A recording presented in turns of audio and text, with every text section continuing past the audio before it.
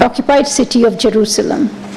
Pakistan calls on the international community, especially the UN Security Council, to take immediate action to end these serious and repeated transgressions against the sanctity of holy sites in Jerusalem, protect the Islamic character of Al-Aqsa, and to ensure the freedom of worship of the Palestinian people.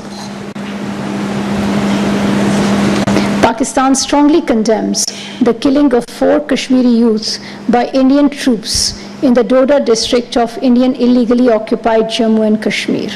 This brutal action by the Indian occupation authorities is yet another example of their illegal and oppressive acts against the Kashmiri people.